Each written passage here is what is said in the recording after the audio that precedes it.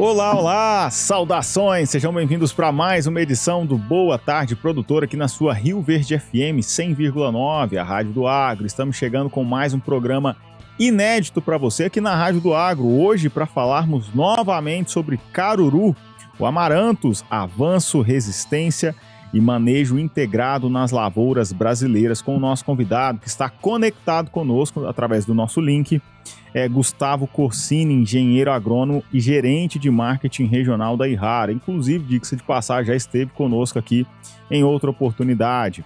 Teremos também a participação de Enio Fernandes, consultor de mercado, do doutor Fernando Cabral, com a atualização da previsão do tempo, assim como da Poliana Brasil, que é psicóloga.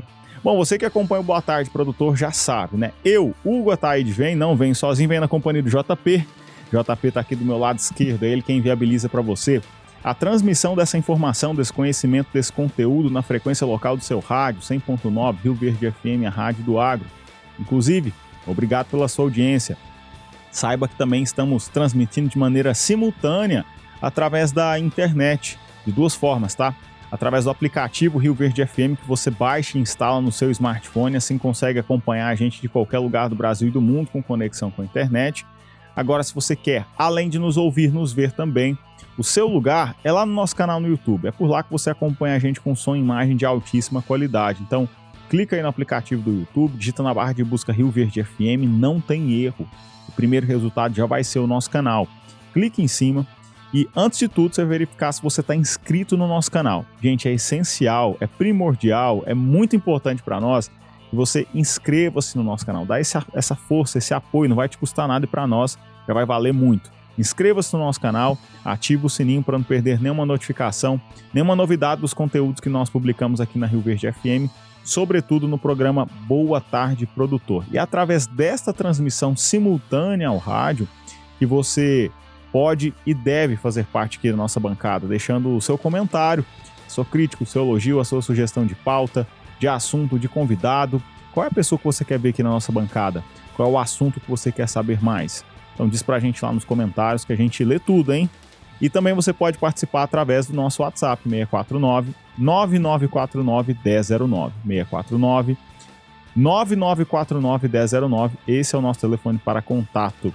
E para você ficar informado diariamente, de forma dinâmica, com informações na palma da sua mão, vai lá no Instagram, @rioverde.fm. É nesse Instagram, @rioverde.fm, que você tem acesso aos cortes, aos highlights, os melhores momentos dos convidados e assuntos que passam aqui pela nossa bancada diariamente e se informa de maneira muito rápida, prática para o seu dia a dia. @rioverde.fm lá no Instagram. Aproveita que vai estar nessa rede social, siga também os apresentadores aqui do Boa Tarde Produtor, @Hugo Ataíde CFP, assim como @Dias Dares. É ela que eu quero dar uma saudação muito especial. Dares, seja bem-vinda a mais uma edição do Boa Tarde Produtor, minha parceira. Oi, Hugo, boa tarde pra você. Segundou, né? Segundou, hein? Hoje é segunda, maravilha. Tem uma semana inteira pela frente. Boa tarde pra você, Hugo Ataíde. Boa tarde, João Pedro. Boa tarde pro nosso convidado que está conosco de forma remota. E uma boa tarde muito especial para você que está com a gente na frequência 100.9, para você que nos acompanha através do nosso aplicativo e também a nossa terceira opção, que é o nosso canal no YouTube. Lá você nos acompanha com voz e imagem de altíssima qualidade. E por lá também você pode deixar o seu comentário, a sua sugestão de assunto. E quem que você quer ver no Boa Tarde Produtor? Nós estamos aqui para fazer um programa conforme a sua necessidade. E vale te lembrar que a sua participação conosco, ela é fundamental, porque o Boa Tarde Produtor, ele é o sucesso que é justamente por conta da sua participação, da sua sugestão de assunto, da sua sugestão de pauta. Então, o nosso telefone para contato é o 649-9949-1009. Repetindo o número, 649-9949-1009. E como o Hugo bem disse, né, o Gustavo já participou com a gente uma outra vez e nós vamos falar novamente sobre o caruru. Por quê? Porque esse tema é aquele tema que merece muita atenção. Ele merece uma atenção redobrada no campo. Então, vamos falar sobre o caruru, que é uma planta daninha que está se tornando um grande desafio nas lavouras de soja, milho e algodão, principalmente devido à resistência a alguns herbicidas, como o glifosato, por exemplo. O caruru, ele compete diretamente com as culturas por água, nutrientes e também por luz, podendo causar perdas expressivas na produtividade, além de se dispersar com muita facilidade, ou seja, é o famoso tanque de guerra. Dares, muito bem lembrado, né? Isso ficou marcado e repercutiu aí durante várias edições do Boa Tarde, Produtor. Quando fala em plantas daninhas, o que vem na cabeça, Dares? Gustavo Corsini com o quê? Com o tanque de guerra. Tanque de guerra, caruru. Então deixa eu apresentar aqui nosso convidado, Dares. O pessoal já conhece ele, né? O Gustavo Corsini, ele é engenheiro agrônomo, é formado pela Universidade Federal de Lavras, possui MBA em Gestão de Vendas pela USP-Exalc, e também cursos de especialização nas áreas de administração, marketing e negócios. Gustavo tem 15 anos de trajetória somente na Yara, uma empresa referência no setor de defensivos agrícolas. Começou sua carreira como administrador técnico de vendas, passou por diferentes áreas dentro da companhia e hoje ocupa o cargo de gerente de marketing regional com responsabilidade sobre toda a região Cerrado Oeste e em nível nacional, pelas culturas de soja, algodão e pastagens. Gustavo, seja bem-vindo mais uma vez aqui à bancada virtual do Boa Tarde Produtor. Olá, meus amigos, é um prazer estar com vocês aqui novamente. Hoje, de forma remota, falo com vocês diretamente do Rio Grande do Sul. Um dos estados que, por coincidência, tem a maior pressão de caruru do país, né? Então, posso falar com a experiência daqui também. Tá com a mão na massa, então, né? Trabalhando em cima dessa praga, dessa erva daninha. Estamos aqui visitando algumas das lavouras atacadas aqui. A gente tem muita pressão de caruru, que é o Amaranthus híbridos, que é uma espécie que está subindo para o cerrado aí, e tirando o sono de alguns agricultores, especialmente na região oeste ali do Mato Grosso. Ô Gustavo, antes da gente entrar na nossa pauta mesmo, que é o caruru, fala pra gente, né, como que é o seu trabalho na Yara e como que você leva soluções, né, pro produtor rural. Como é que é esse trabalho de marketing juntamente com o trabalho na ponta, lá no campo? Bom, Dares, marketing é uma palavra importada, né? É uma palavra inglesa e ela nos remete muito à publicidade, né? Quando eu falo para os meus parentes lá do sul de Minas que eu trabalho no marketing, na cabeça deles, eles acham que eu faço propaganda, né? A gente também faz, né? Também trabalhamos com comunicação. Mas marketing tem tudo a ver com a gestão do mercado. Tudo que a gente faz para que a solução desenhada pelos nossos pesquisadores, tudo que a gente traz de inovação do Japão, chegue pro agricultor. Então, a gente trabalha desde onde que esse produto vai chegar para ele, em qual distribuidor que ele vai estar, para que ele consiga adquirir esse produto. A gente trabalha para entender se esse produto está numa precificação adequada, trabalha também para ver se a gente tem gente suficiente para atender o agricultor de forma geral. Então, tudo que envolve para que a gente leve essas soluções para o agricultor passa pelo nosso departamento. E é uma alegria poder ser a ponte aí entre a pesquisa e inovação da Yara com os nossos amigos agricultores. E até pegando esse gancho, Gustavo, e bem lembrado, né, o marketing, a comunicação efetiva, né? E no último episódio que nós participamos, tivemos muito feedback da sua comunicação clara, traduzindo termos técnicos, formas de manejo, que às vezes a gente vê muitas outras pessoas, outros profissionais trazendo de maneira muito técnica, pesada. Como que você vê essa comunicação simplificada, essa comunicação didática mesmo, para gerar conexão com a ponta final, que é o produtor rural? Bom, é fundamental, né? Eu costumo dizer que conversar com o agricultor, você tem que usar os termos dele, né? É igual você ir de terno à lavoura, né? Não orna, né? Se você não conseguir traduzir na linguagem que o agricultor usa no dia a dia, que é a linguagem que tem que ser usada, porque é ele quem usa os produtos, a gente tem que traduzir isso na linguagem dele, né? Então, falar de forma rabuscada, na minha visão, é igual usar terno na lavoura, não combina, né? Eu tô dando risada aqui, porque às vezes, em alguns momentos, como eu atuo muito aqui no escritório, eu tô de terno, às vezes preciso visitar um produtor rural, às vezes eu ainda caio nessa, hein, Gustavo? Você me perdoa, cara. Não vai de sapato, não, senão você não vai te chamar de trator de aeroporto. Não, né? Eu comprei uma botina Chelsea. Como diria meu avô, ele vai todo escanadinho pro campo. Esquinadinho, né? Esquinadinho. Gustavo, agora sim, falando sobre o caruru, tanque de guerra.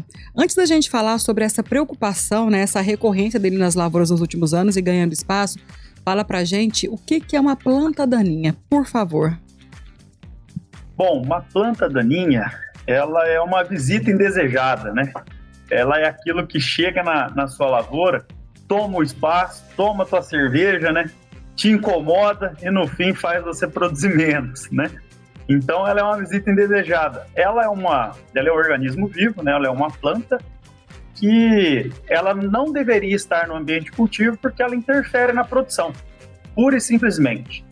E como que ela interfere? Ela interfere competindo com a planta daninha, com a nossa planta de interesse, né? Seja soja, algodão, milho, qualquer cultura, competindo pelo adubo que você joga lá, né? Que a gente sabe o preço que esse adubo, né? Ela come esse adubo. Ela compete por água, então numa situação de estresse a gente vê que afeta ainda mais, né? Se está faltando chuva, a planta daninha lá está bebendo a água junto com a sua lavoura, só que ela não vai te dar produção. E ela compete também por luz. Quando a gente junta tudo isso daí, ela afeta na produção, né? Diminuindo aí a rentabilidade do nosso amigo agricultor. E me fala uma coisa, Gustavo. Você mencionou aí uma espécie, né, que está bastante forte aí no sul, que é o Amaranthus híbridos, né? Mas existem outras espécies e outras variantes, né? Que é o Amaranthus palmeri. O que muda de uma para outra? Tem diferença no manejo? Uma é mais forte? Merece uma atenção mais especial? Explica pra gente na prática isso daí. Sim. Na verdade, tem diversos tipos de amaranthus, tá?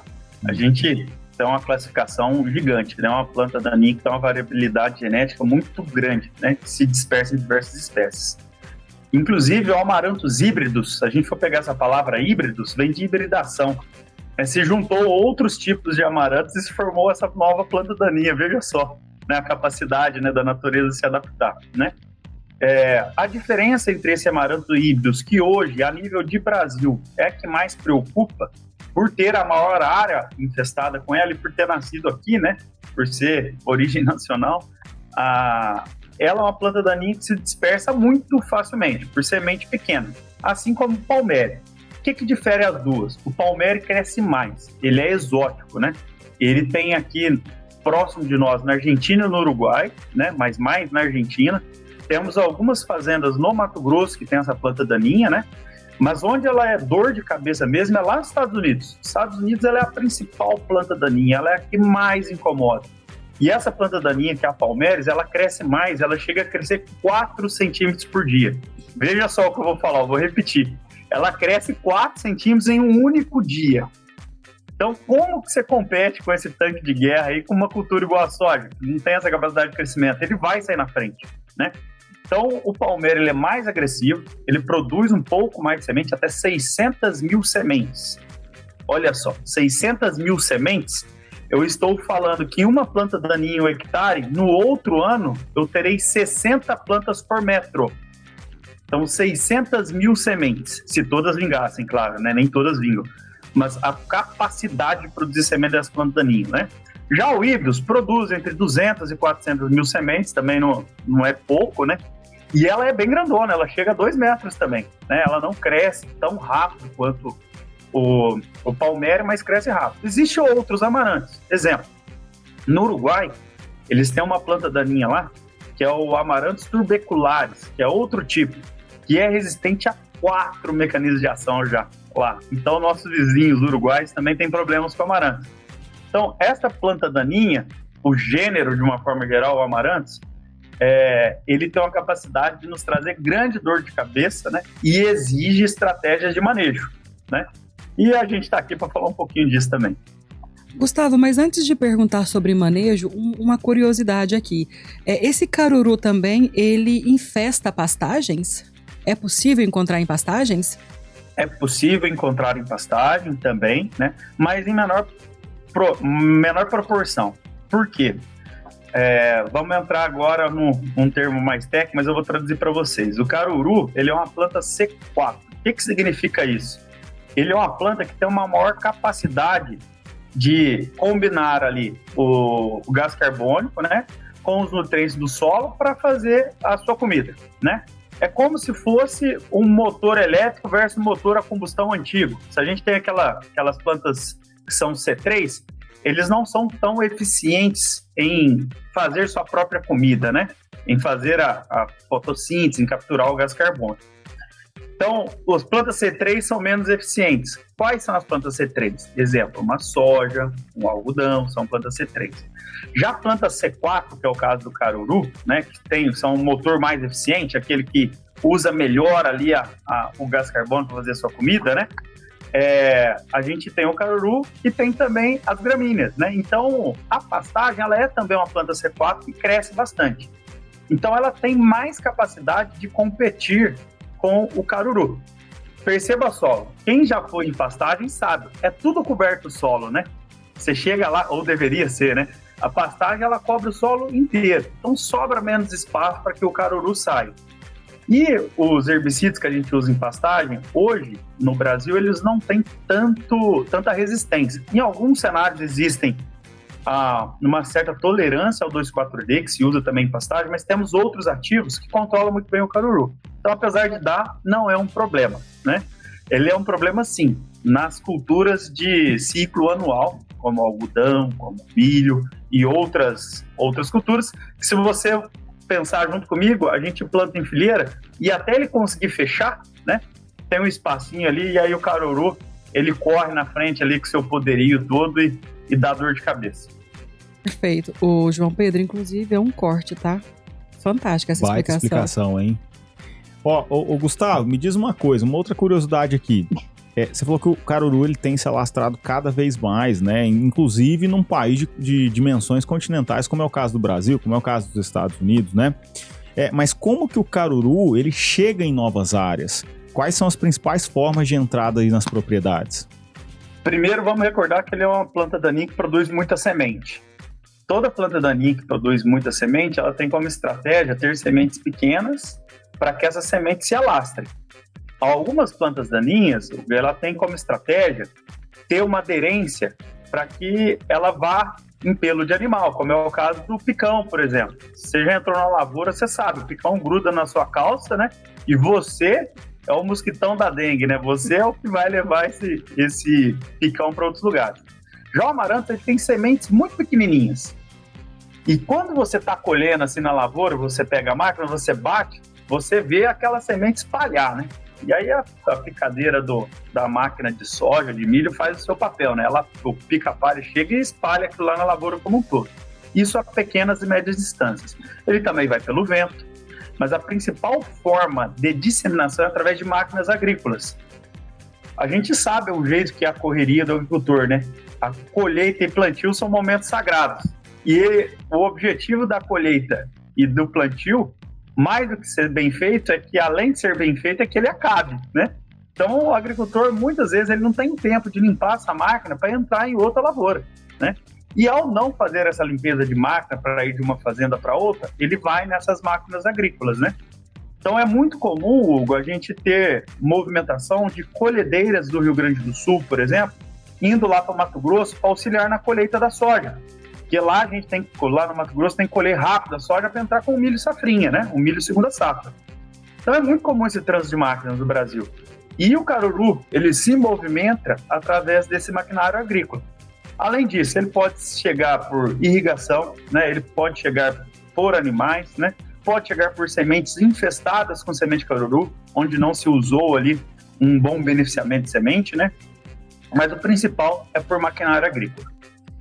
Ô Gustavo, interessante o que você disse, maquinário agrícola. Para eu sair de uma fazenda e ir para outra, o ideal seria que eu fizesse a higienização desse maquinário para depois transportá-lo. Tá correta essa afirmação? Exatamente. E não é nada difícil, tá? Não é nada que eu tenho que usar algum produto, algum herbicida, não. É água e sabão mesmo. É lavar a máquina, tirar o excesso de solo que está ali. Lembrando que a gente não leva só planta daninha quando a gente não faz a limpeza, né? A gente pode levar nematóides, podemos levar escleróides de mofo branco, que é uma outra doença, podemos levar diversos outros patógenos. Então a limpeza ela é muito recomendada. Gustavo, e hoje nós já observamos a resistência a diversos mecanismos de ação, né? Você pode explicar quais são esses mecanismos e como essa resistência ela se forma?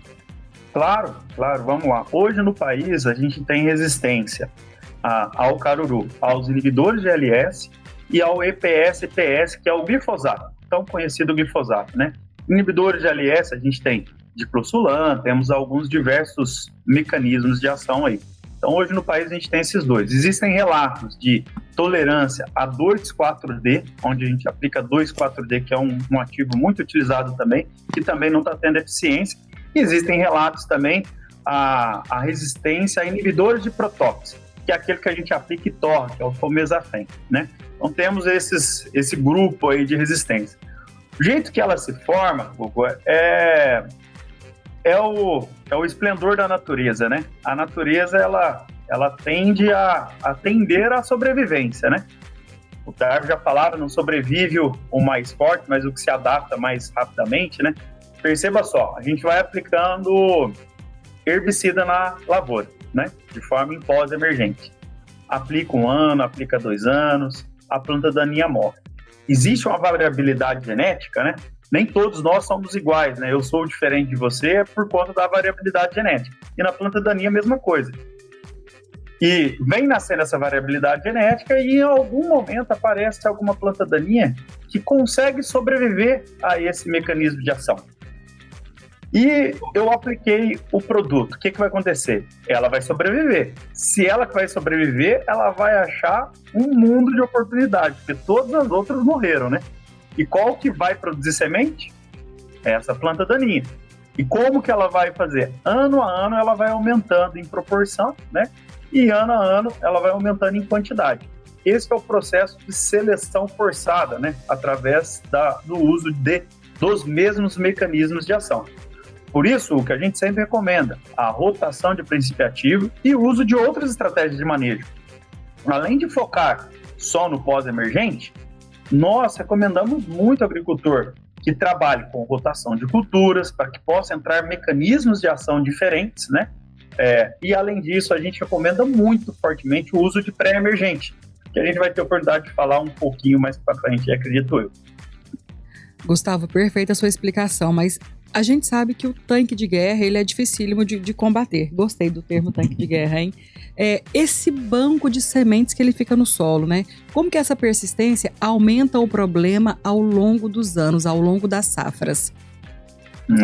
Ele fica, né?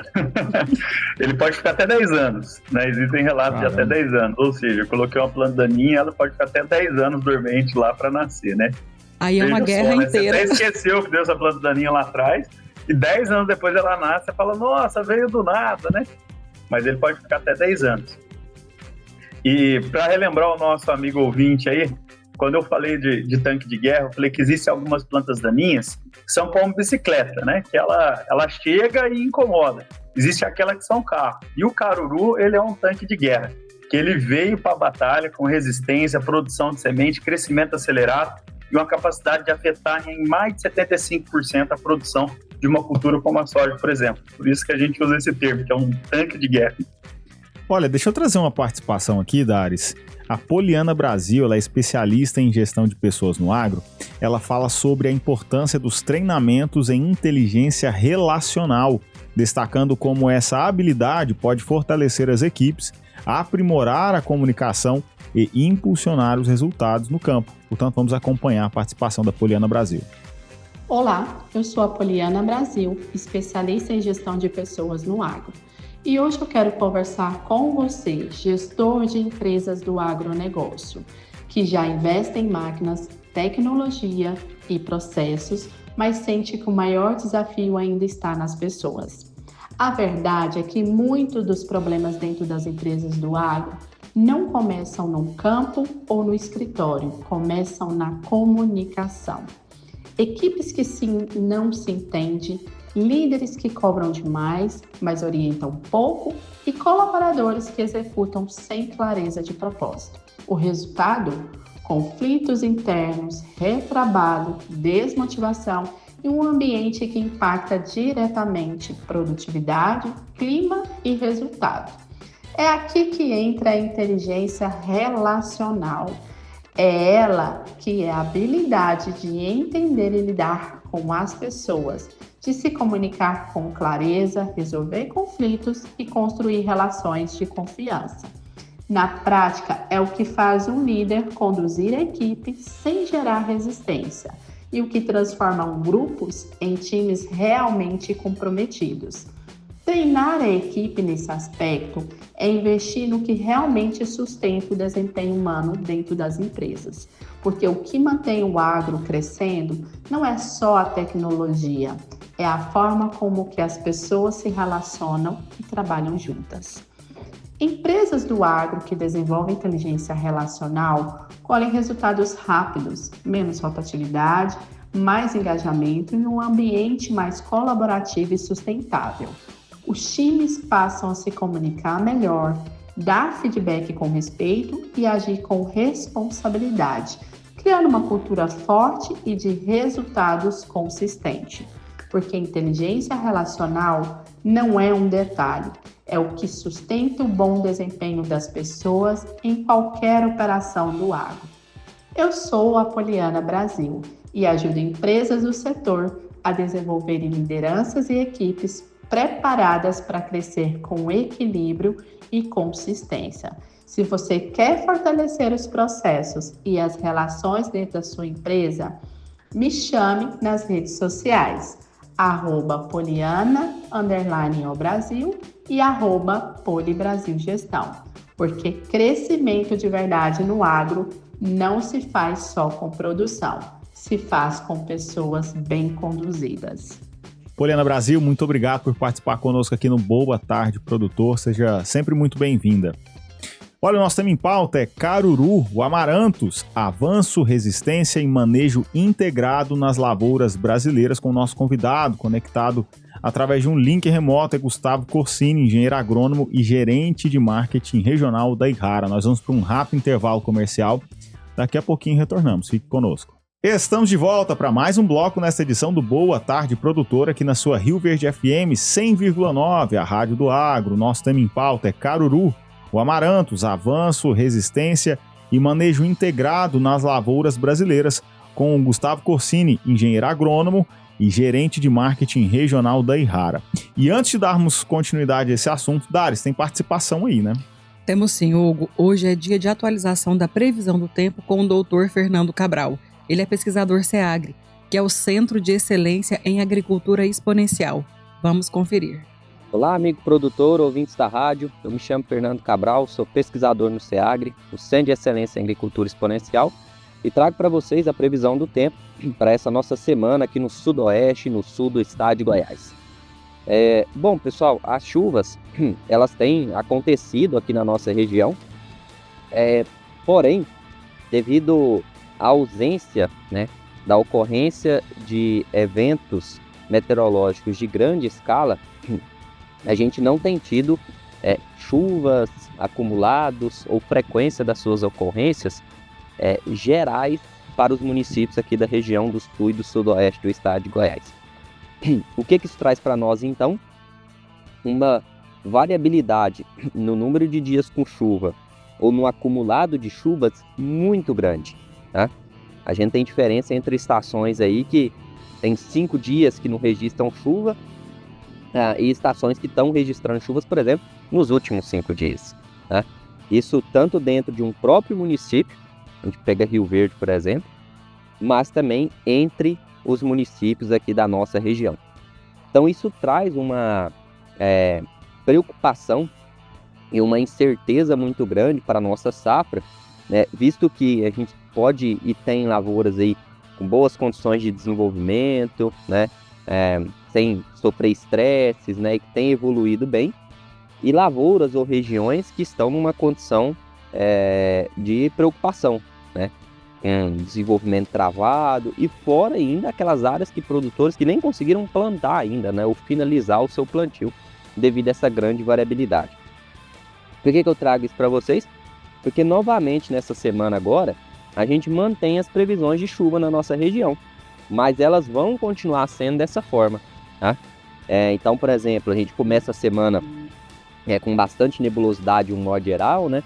A temperatura cai um pouquinho, né? A gente aumentou um pouquinho da umidade relativa, mas sem muita efetividade de chuvas de um modo geral, né? A maior previsão, né, os maiores acumulados, né, a maior ocorrência deve ser para a segunda metade da semana. Então a gente vai ter uma semana de maior estabilidade atmosférica, início, né? E a segunda metade da semana, aí sim com maior presença dessas chuvas, maiores volumes acumulados, tá? Então a gente permanece a semana assim como foi a semana anterior, tá? Então o produtor vai ter que continuar avaliando muito bem as situações das suas lavouras, dos seus talhões, né? E principalmente para projetar, né, como vamos fechar, né, a implementação dessa primeira safra, que nem foi ainda finalizada, né? E bem como também o que a gente pode pensar depois para a segunda safra. Em breve a gente traz uma previsão para ela, tá bom? Então, grande abraço a todos, até mais, uma excelente semana. No meio da semana a gente traz uma atualização e esperamos, né, que seja aí com uma previsão de chuvas mais gerais para que todo mundo seja recebido por ela. Doutor Fernando Cabral, muito obrigada pela sua participação conosco e te aguardamos aqui, quarta-feira. Legal, olha, vamos dar continuidade aqui ao nosso assunto, né? Falando sobre os impactos reais nas lavouras. Gustavo, no primeiro bloco você mencionou, né, como essa planta ela compete por água, por luz, por nutrientes, né, junto com a cultura principal, seja ela soja, milho, etc. E nós temos números expressivos de perdas. Até 91% no milho, 79% na soja, 77% no algodão. O que explica essa agressividade toda, hein? É a vontade de sobreviver e fazer descendente, né? A planta daninha ela é muito adaptada, né? O caruru amaranto palmere ou híbridos, ele é muito adaptado às nossas condições de solo, de chuva, né? E ele tem uma capacidade de competir, né? Então ele pega assim nutrientes e compete por luz. Tem um ponto interessante que eu gosto de comentar, que é o seguinte: se coloque no lugar da soja, né? Ela tá lá, a soja não tem olho, a soja não tem ouvido. Como que ela sabe que tem uma planta daninha em volta dela? Então, perceba só como que a natureza é, né? O comprimento de luz que sai do sol, bate no chão e reflete, a planta percebe de um jeito. O que vem, bate numa planta daninha e reflete para a soja, ela percebe de outro jeito. Quando ela percebe essa mudança aí de comprimento de luz, né, essa mudança dessa percepção, ela sabe, opa, eu tenho concorrência aqui. O que eu vou fazer? Eu vou gastar toda a minha energia para sair na frente. Então a gente fala que ela estiola, né? Ela estica o pescoço. E se tem uma coisa que bom agrônomo sabe é cultura estiolada produz pouco. Às vezes a pressão nem é tão alta, tá? Às vezes a pressão ela tá relativamente baixa, mas ela estiola. Ao estiolar, ela deixa de produzir raiz, e aí ela fica mais suscetível a veranico, né? Ela deixa de destinar energia para uma estrutura reprodutiva, né? Que é o que nos interessa, que são os cereais, que são as plumas, no caso do algodão, né? E aí essa planta, no nosso exemplo a soja, ela vai ser sem dúvida nenhuma menos produtiva, mesmo que o agricultor consiga controlar essa planta daninha depois. O efeito já é visto. E no passado, a gente costumava falar que a soja, vamos usar o exemplo da soja, ela tolerava até 15 dias de convivência com o mato. Pesquisadores chamam isso de período anterior à interferência. Ou seja, eu consigo conviver com o mato até 15 dias. Isso calibrou muito a época que a gente faz o pós-emergente na cultura. Quanto que eu vou entrar com o meu herbicida para controlar a planta daninha? Mas percebam só, lá atrás, as variedades, a gente usava o dobro de semente que a gente usa hoje. Lá atrás, as variedades produziam menos metade do que a gente quer produzir hoje.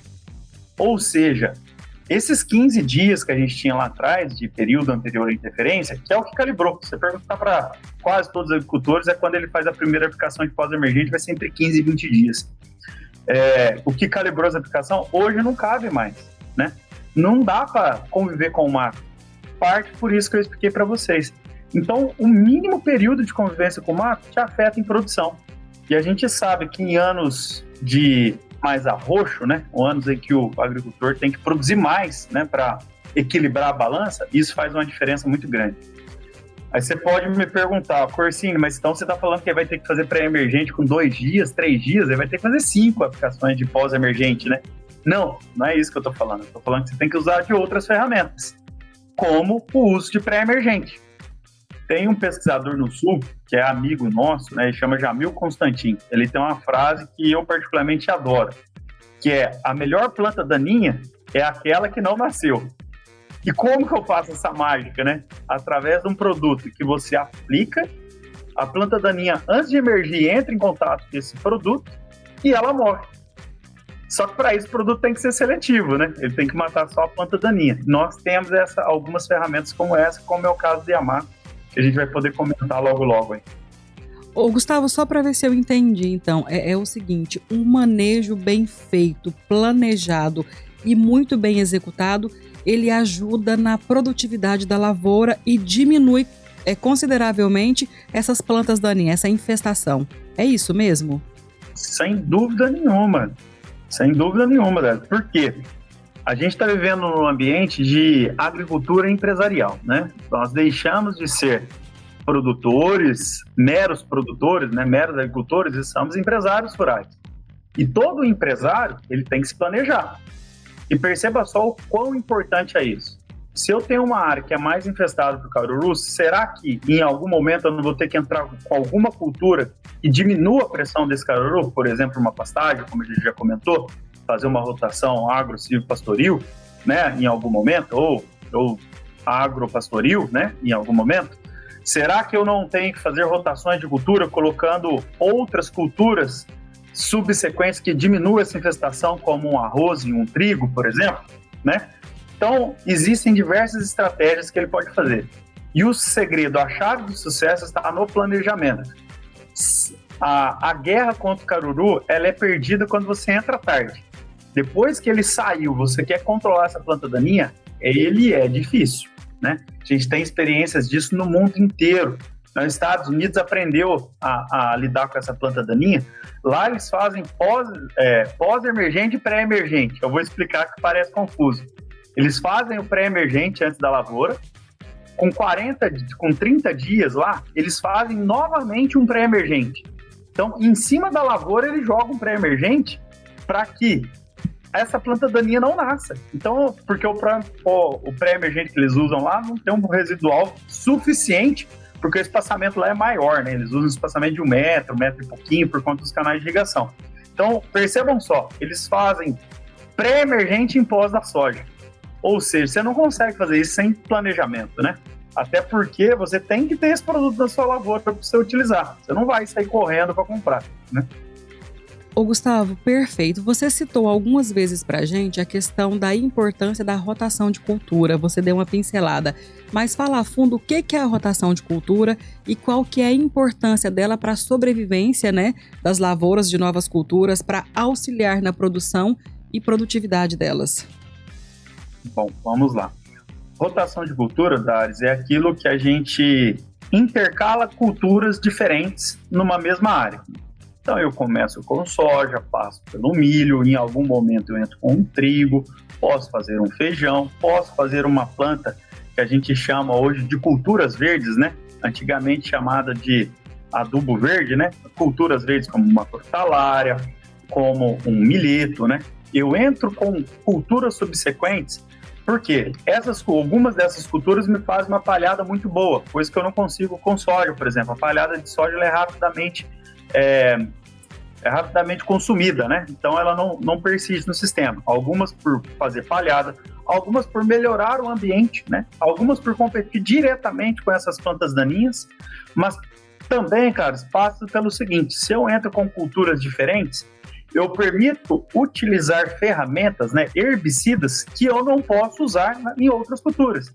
Por exemplo, um herbicida de trigo, que eu uso no trigo, eu não consigo usar esse mesmo herbicida em cima da soja. Então, ao rotacionar a soja com o trigo, por exemplo, eu consigo utilizar de ferramentas que vai matar esse caruru, por exemplo, que eu não tenho essa possibilidade de fazer ela na cultura da soja. Então, rotacionar culturas, ele me traz todos esses benefícios.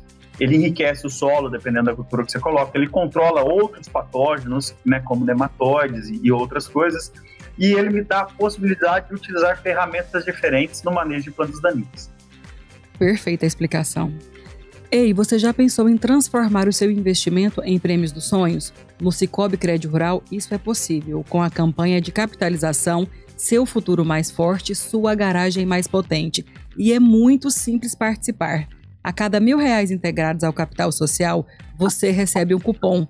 E a cada R$10.000, um cupom extra. E os prêmios? Uma caminhonete Ram, um Chevrolet Onix e uma moto Honda CG.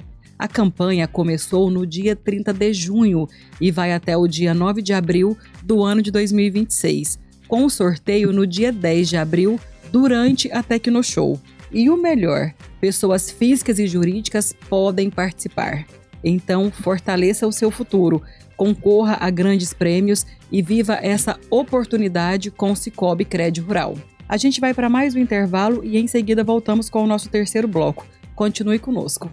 Estamos de volta para mais um bloco nesta edição do Boa Tarde Produtor na sua Rio Verde FM 100,9, a Rádio do Agro. Nosso tema em pauta é o caruru, amarantos, o avanço, resistência e manejo integrado nas lavouras brasileiras, com o Gustavo Corsini, que é engenheiro agrônomo e gerente de marketing regional da Ihara. E antes de darmos continuidade a esse assunto, Dares, tem participação aí, né? Temos sim, Hugo. Hoje o Enio Fernandes, que é o nosso consultor de mercado, ele traz mais um insight valioso para quem trabalha no agronegócio. Vamos conferir. Caríssimas, no dia 14 de 11 de 2025, última sexta-feira, o USDA, Ministério da Agricultura e Pecuária e Abastecimento do governo norte-americano, publicou o relatório mais aguardado do mercado, né? Oferta e demanda mundial. Pois bem, e o que o número mostra no caso da soja? A safra americana vai ser menor do que o mercado esperava. O mercado esperava uma safra norte-americana de soja perto de 116 milhões de toneladas. Ela veio abaixo disso, 115,7. O estoque de passagem também veio um pouco abaixo do que o mercado esperava. O mercado esperava um número um pouco acima de 8 milhões de toneladas do estoque norte-americano no fim dessa temporada, e ele veio abaixo de 7,97, 7,8 milhões de toneladas. E as exportações norte-americanas também vieram abaixo do que o mercado esperava. Se todos os números vieram abaixo das projeções de mercado, por que na sexta-feira Chicago teve quedas de 20 cents? Senhoras e senhores, simples. Primeiro, porque as vendas de sojas norte-americanas para a China nesse período foram menor que o mercado esperava. Segundo ponto é que o mercado realiza lucro. Ele veio subir antes da divulgação desse relatório, na expectativa de compras chinesas de soja norte-americana, e ele veio acumulando gordura. Nada mais comum do que, depois que sai o relatório, você realizar lucro. Você coloca lucro no seu bolso. Você comprou na baixa, vende na alta, você coloca lucro no seu bolso. Foi isso que os fundos de investimentos fizeram. Mas o relatório foi longe de ser baixista. Podemos ter notas altas logo à frente na Bolsa de Chicago. E a gente fica criticando muito que os preços da soja estão muito baratos, mas eu vou dar uns dados para os senhores e as senhoras refletirem. Há 2 safras atrás, o Brasil produziu um pouco mais de 150 milhões de toneladas de soja. Nessa safra agora, que a gente acabou de colher, o USDA projetou uma safra de 171,5 milhões de toneladas. E para a próxima safra, o USDA está projetando uma safra de 175 milhões de toneladas. Ou seja, nós crescemos 20 milhões de toneladas de soja em oferta só no Brasil em 2 anos. É um Goiás inteiro de produção de soja que a gente cresceu em apenas 2 anos. E para não falar que o USDA manipula mercado, a Conab também soltou na semana passada sua estimativa de safra para a próxima temporada, até acima dos números do USDA. A Conab projeta que o Brasil vai produzir 177 milhões de toneladas de soja. Os maiores produtores de soja são Brasil, Estados Unidos e Argentina. Agora quem está crescendo constantemente a oferta de soja é o Brasil. Precisamos refletir estas decisões. Enio Fernandes, Terra Agronegócios. Obrigado. Enio Fernandes, muito obrigada pela sua participação conosco e até amanhã. Tá, Enio, obrigado pela participação diária aqui no Boa Tarde, Produtor. Gustavo Corsini, vamos dar continuidade aqui ao nosso assunto, né? Vamos falar agora sobre resistência, né? Continuar falando sobre resistência, essa dispersão e também aprofundar mais no manejo, em algumas soluções ali para a contenção do caruru. Só para recordar aqui, por que o caruru ele desenvolveu resistência ao glifosato? A gente comentou isso no último bloco, né? Hoje, confiar somente no glifosato é correr risco? E é correr risco grande.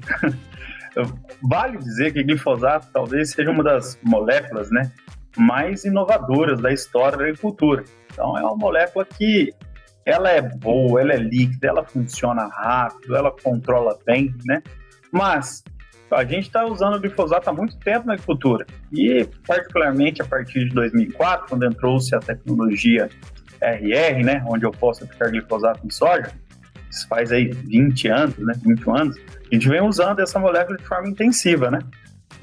E é o seguinte, é como se fosse o controle de bactéria, né? Quando a gente fica doente, você vai tomando o mesmo antibiótico.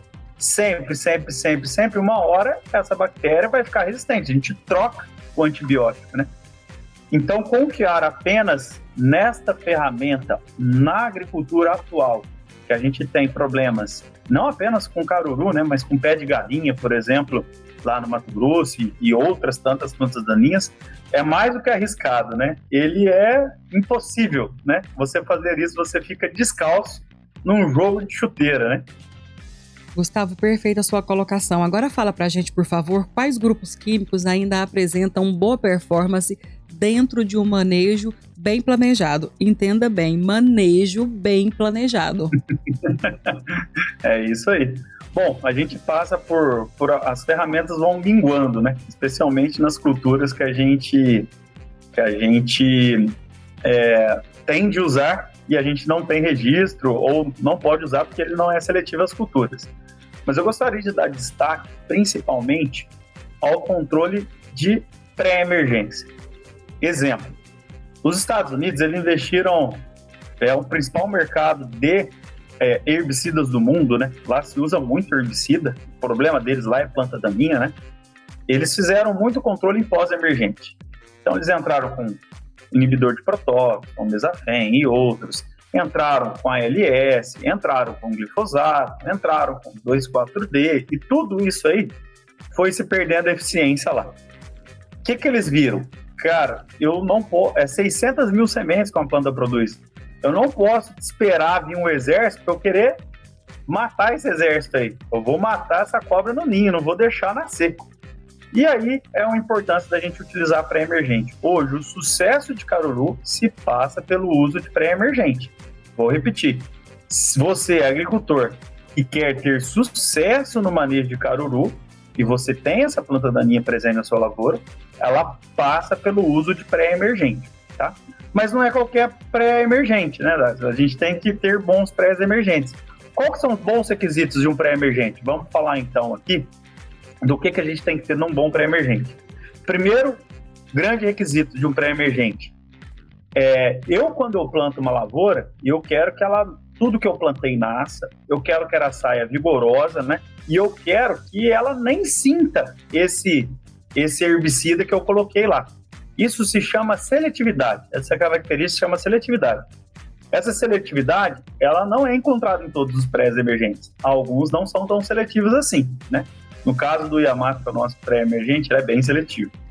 Segundo ponto, né? Quando eu uso um pré-emergente, ele tem que ser eficiente, né? Ele tem que controlar essa planta daninha e, se possível, controlar outras, né? Outras que me dê dor de cabeça, como o pé de galinha, por exemplo. E aí começa a ficar complicado, porque às vezes eu tenho um que ele é até bom para pé de galinha, mas ele não é bom para caruru, então você teria que fazer mistura. Às vezes eu tenho até um que é bom para caruru, mas não é bom para pé de galinha, né? Então, essa é uma segunda vantagem do Yamato que a gente destaca. Ele é bom tanto para caruru quanto para outras plantas daninhas, como o pé de galinha, então é uma dor de cabeça gigante também. A gente pode ter a oportunidade de falar em outro momento dessa planta daninha. Outra característica importante de um pré-emergente: ele não pode afetar a minha cultura subsequente. Porque a gente vive no sistema intensivo, o agricultor tira uma cultura e ele quer colocar outra, né? Ele tira a soja, ele coloca o milho, ele tira a soja, ele coloca o algodão, ele tira o algodão no período de pousio, em algumas regiões aí, como em Rio Verde, ele tira a soja, ele coloca feijão. Ele não pode afetar a minha cultura subsequente, porque se ele afetar a minha cultura subsequente, eu resolvo um problema e crio outro, né? Alguns pré-emergentes não podem fazer isso. Eu tenho que dar um intervalo de até 300 dias entre a aplicação dele e o plantio da outra cultura, né? O Yamato é extremamente seletivo a essas culturas que a gente utiliza aí, né? O último ponto, tem mais pontos, tá? Mas o último ponto que eu queria destacar para o agricultor, né, ele tem que ser amigo da água, né? O que eu quero dizer com isso, né? Quando o agricultor planta, ele quer que chove, mas às vezes nem sempre chove, às vezes fica seco. Se eu coloco, que é muito comum o agricultor, especialmente aí no sudoeste goiano, né, o agricultor plantar cedo, ele quer plantar cedo porque ele quer fazer uma safra cheia. E às vezes ele planta no pó, que a gente fala, né? Tem uma previsão de chuva ali para quarta-feira, ele acelera a plantar na segunda. Se eu uso um pré-emergente que não é amigo da umidade, né? Ou seja, se eu não tenho umidade, ele não funciona. Quando chove, eu não tenho esse herbicida lá. O que acontece? Ele não funciona. E aí o produtor pagou e não teve o benefício. Mas pode acontecer o contrário também, né? Se eu uso o produto e chove demais, né? E eu tenho um produto que, se chover demais, me dá fito, poxa vida, aí cai no primeiro problema que a gente falou da seletividade. E aí a gente fala que o Yamato ele é um produto que ele é amigo da água, né? Tanto faltando quanto excedendo o volume de água, ele não vai te dar nem fita e não vai deixar de funcionar. Então essas são algumas características do pré-emergente nosso que pode auxiliar muito o agricultor no combate a essa planta daninha. Fantástico, Gustavo. Então, o Yamato é a principal solução aí que o produtor pode ter como aliado para a contenção do caruru, né? Agora, pode falar, claro. Uhum. É a principal ferramenta do mundo, tá? A gente está falando a nível de Brasil, mas é a ferramenta mais utilizada fora do país para controle de caruru e de outras plantas daninhas, como o azevém na Austrália, que quase acabou com o trio da Austrália, né? Ele é usado muito lá para azevém. Nos Estados Unidos ele resolveu, é muito utilizado na Argentina para controle de caruru. Então é a ferramenta mais inovadora e mais utilizada a nível de mundo para controle de caruru, tá? Olha aí, uma baita curiosidade, hein, Dares? Ô, Gustavo, e já caminhando para a reta final desse bloco aqui, qual que é o seu recado final para o produtor rural que está agora no caminhão, na caminhonete, na plantadeira, né? O que a gente pode, em resumo, depois de tudo isso que a gente falou aqui, qual que é o recado final que tem que ficar na cabeça do produtor rural no que diz respeito a caruru? Tá, antes de mais nada, né, eu gostaria de destacar o respeito e falar que a Errara só existe por conta dele, né, e que resolver os problemas dele é o que motiva toda a equipe da Errara a acordar todo dia, né, e levar essas soluções. O que eu posso dizer para ele é que ele não está sozinho nessa guerra. Ele pode contar com empresas como a Errara para auxiliar nesse manejo, né, e para que ele saiba que todo problema tem solução, né, mas que a solução ela tem que passar em algo que agregue em produção para ele. Então, o recado que eu tenho que dar para o nosso amigo agricultor é o seguinte: não se iluda com ferramentas muito baratas que não vai resolver o seu problema, né? Tente utilizar aquilo que vai mais agregar em produção para você, porque no final, o que conta é quanto você colheu por hectare. A gente sabe o quão apertado é o agricultor para fechar a conta no fim, né? Quanto que ele tem que se programar, né? E o quanto que ele tem que fazer das tripas coração, como nós fala lá no sul de Minas, para que isso dê certo, né? E muitas vezes ele tem a vontade de utilizar o que é mais barato, na ânsia de tirar ali e cortar custo. E tá certo, ele tem que cortar custo sim, mas estude bem, né? Se você utilizar algumas ferramentas como o Yamato, no fim ela vai te agregar mais em produção, né? E a gente tem um dado, para cada real que ele gasta com o Yamato, ele, dependendo da pressão, né, ele ganha R$20 lá na frente, né? Então vale a pena, experimente essa ferramenta, porque ela tende em agregar em produtividade para você, tá bom? Ô produtor, eu tenho uma novidade daquelas que dá orgulho de contar, viu? A Carpal New Holland está de casa nova aqui em Rio Verde. Uma loja totalmente repaginada, com mais espaço, mais conforto e a mesma dedicação de sempre para te atender do jeito que o campo merece. Em breve, você irá encontrar uma estrutura moderna, com tecnologia de ponta e um time preparado para continuar ao seu lado em cada safra. É mais uma prova de que a Carpal cresce junto com quem faz o campo acontecer. Carpal New Holland, novas safras, o mesmo cuidado. Nós vamos para um rápido intervalo comercial aqui nessa edição do Boa Tarde, Produtor. Logo em seguida, retornamos com as considerações finais aqui do nosso convidado no Boa Tarde, Produtor. Fique conosco. Estamos de volta para o último bloco desta edição do Boa Tarde, Produtor, aqui na sua Rio Verde FM 100,9, a rádio do agro. O nosso tema em pauta é caruru, o amaranthus, avanço, resistência e manejo integrado nas lavouras brasileiras, com o Gustavo Corsini, engenheiro agrônomo e gerente de marketing regional da Yara. Dares e Gustavo Corsini, sem delongas, esse é o momento onde nós deixamos os microfones aqui da Rio Verde FM, do Boa Tarde Produtor, abertos para que você possa fazer as suas considerações finais. Qual é a sua mensagem final aqui no nosso programa, Gustavo? Bom, o que eu posso dizer para os nossos amigos é que foi um prazer estar novamente com vocês aqui, compartilhar um pouquinho do que a gente aprendeu nessa trajetória, né, dizer para eles que eles podem contar com a Yara nesse manejo, né? E fiquem de olho no caruru, né? É uma planta daninha que ela está crescendo, né? Mas que tem manejo, né? E você pode contar com a Yara para isso. Muito obrigado. Gustavo, nós que agradecemos aí mais uma vez atender o nosso chamado aí em participar conosco, mesmo que de forma remota, encaixando dentro do seu cronograma, porque eu imagino que o seu escritório seja na estrada, né? O escritório é dentro do carro. Boa, obrigado por estar conosco e achar um lugar nessa agenda para levar conhecimento, disseminar conhecimento aqui para nossa audiência extremamente qualificada. Dari, só nos resta agradecer e nos despedir. Exatamente, Hugo. Gustavo Corsini, muito obrigada pela sua participação conosco no Boa Tarde Produtor. É sempre enriquecedor te ouvir. E você é daqueles caboclo bom, mineiramente falando, que fala fácil, simples e fácil. É isso aí, a melhor definição, boa. Muito obrigada por estar conosco. E a recomendação do Gustavo, gente, vou parafraseá-lo. Cuide do caruru, olhe para a sua lavoura, é um olho na tua planta e um olho na invasora. Então, as nossas informações estão aqui, esse programa está completamente no YouTube para você pesquisar depois.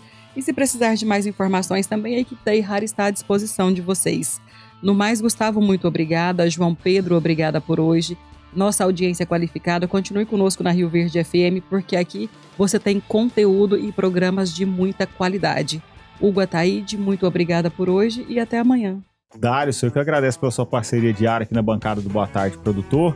Agradecer mais uma vez ao nosso convidado, ao Gustavo, ao JP, pelos serviços prestados, levando essa informação, esse conhecimento, esse conteúdo na frequência local do seu rádio, 100.9, Rio Verde FM, a rádio do agro, assim como na internet, nas mais diversas plataformas e mídias digitais onde nós estamos inseridos.